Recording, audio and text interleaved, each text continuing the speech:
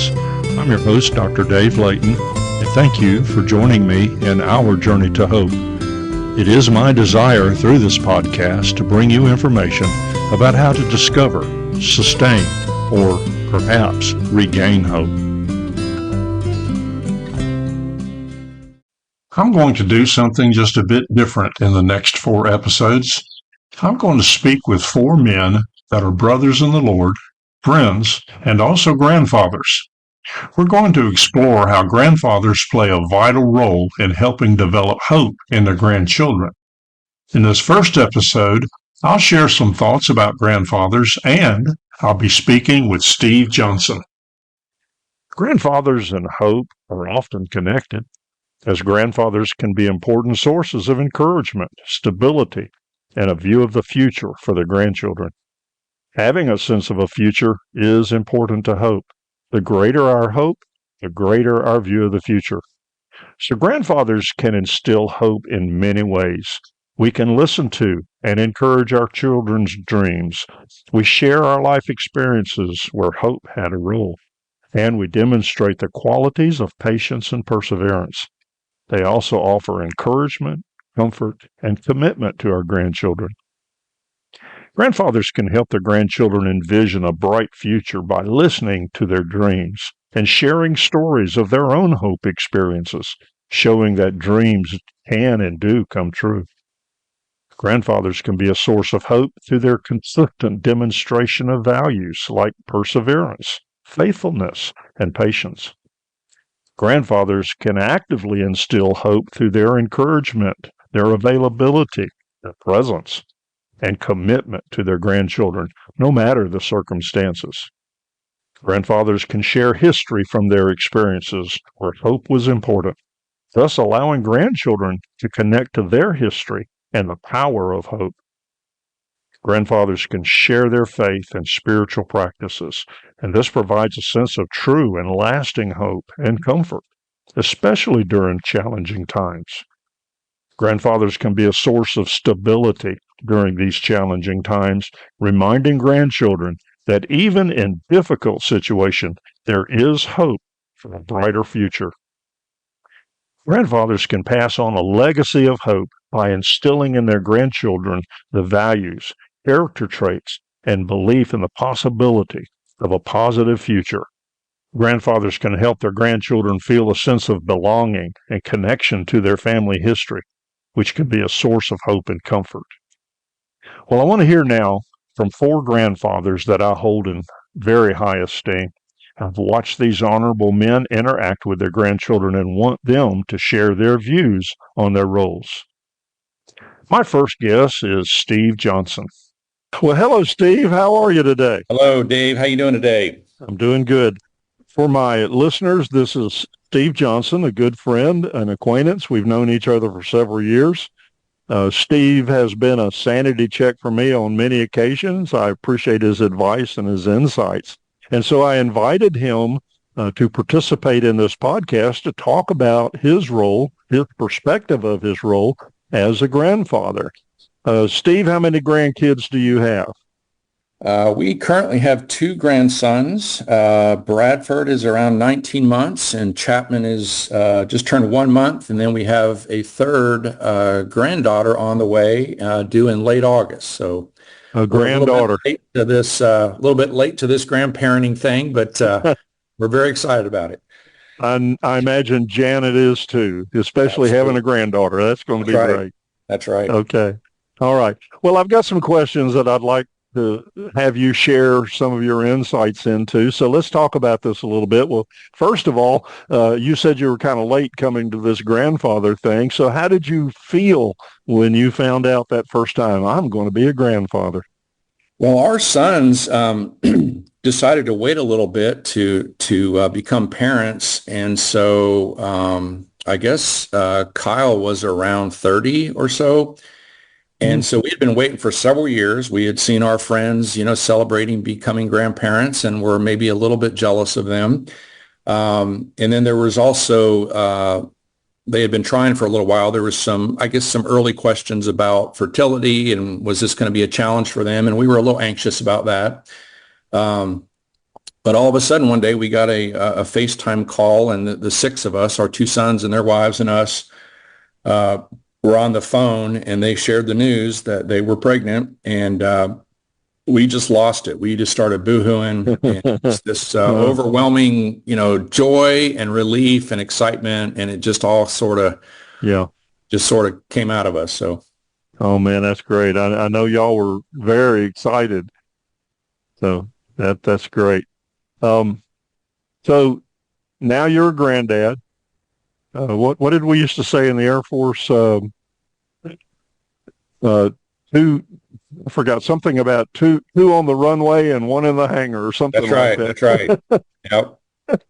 Okay, well, that's exciting. Okay. Um, so now you're a granddad and you've had some experiences. So what do you feel is your most important role as a grandfather? I was thinking about this, and I would say probably our primary role, and this is true whether you're a father, a grandfather, a friend, whatever your role is in life to someone, but we ultimately want to be good role models. We want to imitate Christ and as best we can try through our life to show people what a Christian life looks like and try to live the way that God wants us to live. I would say as a grandfather, and again, I'm relatively early in this game, but I would say that my role is a complementary one. And so Kyle, as the father, he's going to be the primary role model. He's going to be the one. He and Lacey, they're the ones in the home all the time with their children, and they're going to have the biggest impact on those young lives. But Janet and I will have complementary roles, and what we want is when Kyle or Lacey teach their children principles from God's word, we would like them to be able to look to us as well as to Lacey's parents as examples of, hey, this is how this principle from Scripture, this is how that is, lived, how it is played out in real time. And we're obviously not perfect. We make mistakes. And so we're not perfect role models. No one is, but we want to strive to have this complementary role as role models.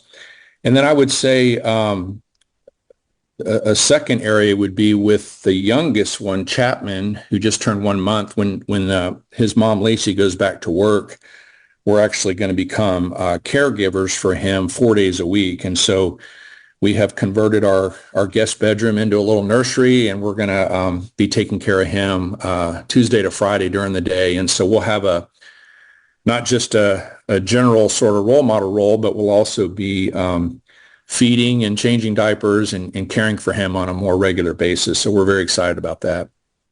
I like your expression, complementary role. That's a term I have not necessarily associated with it, but I agree with that a lot.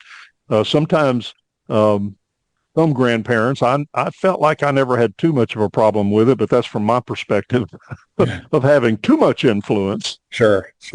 But anyway, complementary role, yeah. But you've trained your children, you've raised them. You continue to have some influence on that, but we just step back a little bit. Okay, complementary role. That's a great term. Okay, well, as a grandfather, and again, this podcast is about hope. As a grandfather, how do you instill hope in your grandchildren? And maybe it's not instill hope, maybe it's sustain hope. Sure, and I think that's a great question, and I would attack it from two different angles. One's going to be big picture, and then one is more of a daily thing. But big picture, when I think of hope, and I would take us back to Hebrews 11, which I know you've spent a lot of time there in your podcast. But in verse 1, it says, "Faith is the assurance of things hoped for." So we're talking about not a hope that the weather is good today, but an assurance of things to come. And as I think about that idea, I think back to the Super Bowl of 2003. So we were living in Germany, and our sons were about 9 or 10 at the time, and The Super Bowl was coming up, Bucks versus Raiders. And as is the case when you live over in Germany, the Super Bowl is going to air in the middle of the night. And so it's not real convenient to get up at, 3 or 4 in the morning to watch the Super Bowl. So me and my young sons decided that we would watch it. They were going to air it in prime time the next night. And so we made a little agreement that, hey, let's try to spend the day and avoid hearing about it. We're going to avoid the news. We're not going to talk to our friends about it, whatever. And so we decided we would watch it in prime time. Well, I messed up, and I somehow overheard someone talking about the Bucks winning and, winning pretty decisively. So it kind of ruined the excitement of the game for me. But what it caused me to do was, when I watched the game, and I was cheering for the Bucks. I'm actually a Cowboys fan, but I was cheering for the Bucks in that game. And what I found was, when you already know the outcome of the game, you don't have to sweat, Brad Johnson, the quarterback, throwing an interception or a fumble or getting behind or whatever. Regardless of how the game flow is going, you know that your team is going to win, that ultimately you're going to prevail. And that really sort of takes the pressure off, because I guess you could say I had an assurance that the Bucks were going to prevail. And so when I relate that to the Christian walk, I know that despite whatever we may be going through in life, we have an assurance of an eternity with God in heaven. And so that kind of, I don't know, it gives me hope. It takes, it just reframes my life in a whole different way, knowing how my story ends and how the story of Christians end. And so I would want to convey that to my grandchildren, big picture. And then I would also say, when I relate this to sort of the daily walk, the daily grind, I hope to instill in my grandsons and granddaughter this idea of having a hopeful, positive outlook on the day, on the week. And I like the idea of waking up every morning. You get out of bed and you ask the question, what is God going to do today? He's given us a sunrise. He's given us breath in our lungs. What is God up to today? And then secondly, how can I be a part of that? And so you're always excited about what's on the horizon. And we always tried with our children to be involved in church work and in ministry in some way. And so there was always some project coming up. We were going to be going to VBS, or we were going to be going on a mission trip, or we were going to be going to camp, or we were going to be bringing meals to a widow, or whatever it might be. But you want to have your children involved in ministry, in the work of the church, kingdom work, I call it. And when you have your children and now grandchildren involved in that, it's just exciting, and it's hopeful to know that God's going to do something big today, or maybe something small today, and maybe he's going to let me be a part of it. And so that just kind of gives you a positive, hopeful outlook, not just about the long term, our story ends well, but about the daily walk. There's a lot more going on to our daily lives than just paying bills and, having meals and things. And fixing stuff. That's right. Yeah. Okay. Well, that leads to the last question, and I think there's a natural segue then as to what you see your legacy for your grandchildren. Yeah, that's a great question, and I pondered that a little bit, and I really appreciate it, because it caused me to do a little soul searching. But I would say there's kind of four things I'll go through real quickly. But one thing is, I hope my legacy with my children and grandchildren is that I had a sense of humor, that I was fun to be around, and that I didn't take myself too seriously. I try to look at the bright side of life and the humorous side sometimes, and I have found that through humor, we can get through a lot of things. Not that there aren't serious things to deal with, but if you can sort of find some humor in a situation, for me, that has helped in a lot of ways. And then secondly, I would say this idea of overcoming obstacles. And so Janet and I have been through some challenges, not as bad as some have, but We had a miscarriage early on in our marriage. We had a flood in our house. We have had our RV burned to the ground. Um, and so what we have tried to do in those situations is not get angry at God, not stop going to church, not blame God, but just say, hey, something happened. It's tough. It's a challenge to get through, but we're going to get through it with God's help, and we're going to remain faithful and keep pressing on. And what we have found is in almost every one of those situations, we've ended up better on the other side and stronger and that kind of a thing. Mm-hmm. And then the third thing I would say would be a legacy that I would hope to leave would be that we want to spend our lives serving others. I mean, Jesus said, I'm among you as one who serves. And so what we have tried to do is just be all in on serving others in whatever capacity that takes. It could be someone at church that's struggling. It could be a former prisoner that we're working with. It could be somebody in a disaster zone or in a foreign mission field. But this idea that you wake up and you want to find someone that day that you can serve in some way and show them the love of Christ. And then the final thing I would say, Dave, would be that, I talked about being a role model earlier and that kind of a thing, and we certainly want to do that, but we're also, we're flawed people. We're all sinners. We're all, desperately in need of God's grace. And so I want to be able to, I guess, show my grandchildren that I'm a sinner too, and I need God and I need his grace. And so we want to have a level of transparency that says, hey, I've had to deal with some things, whether, when our kids are teenagers and they're dealing with temptation, hey, I've been there. I've dealt with those temptations and I've not always, done the right thing. And so if they see in me someone who's real and transparent and has dealt with some things and has overcome some things, then they may be more inclined to open up to me, to share some of their struggles, as opposed to this is some person on a plane that is, not relatable and, seems to have it all together and I don't, and that kind of a thing. So you want to be relatable to them. And I think transparency has a lot to do with that. So hopefully that's a part of the legacy that Janet and I can leave. And those are great things that I think all of us should strive for those.